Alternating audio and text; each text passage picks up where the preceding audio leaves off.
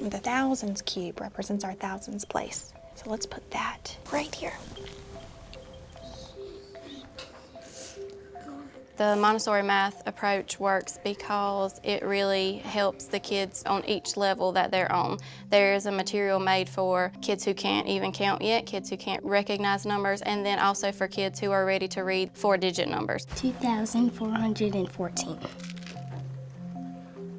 Montessori math puts children on a continuum of lessons, and the children go from concrete to abstract. It starts with the lower level math lessons and it progresses to the most difficult. So what do you have to do? You have to put these numbers in order. And what are you counting to? They have a control board that they use, and they put the little tiles in order from 1 to 100. And then if a child's really ready, we have an extension to that where they write 1 to 100. In a traditional classroom, even though you differentiate instruction, the teacher has to teach to the group. In a Montessori classroom, you're able to provide lessons to those children on exactly the level that they're on. We're just going to focus on our multiplying by units first. Every child has their own work plan, which means that they're all working on different things at different times in the classroom.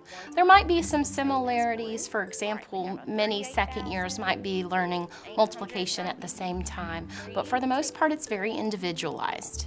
That's right.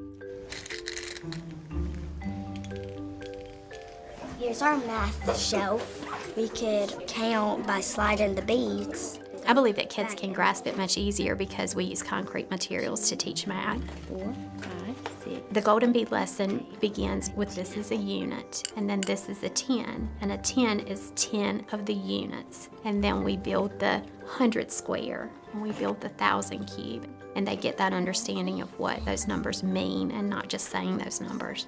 One of the things that Montessori does so well is that it teaches conceptually. It doesn't just teach a bunch of facts, it doesn't just teach you how to remember something, it teaches you the base concept, and then you go and apply those concepts. The 5 long bead chain, the 6 long bead chain. When it comes to place value, our ones, or we say units, are color-coded in green, and then our tens are blue and our reds are hundreds.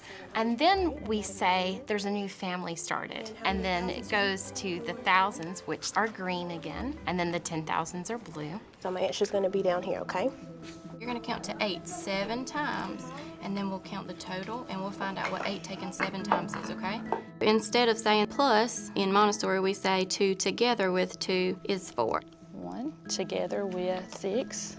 And the same thing when we do multiplication, we say taken so many times.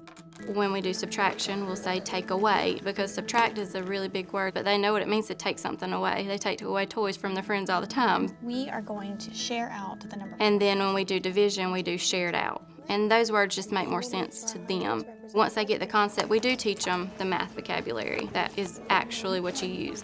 As a public school, you have to find that balance. You have to stay true to the Montessori continuum, but you also have to implement state standards on every grade level. We're still trying to make that magic number 7. If you look at the curriculum and how it progresses, then you see that Montessori covers everything, and in some ways it covers more than what the standards have offered to us.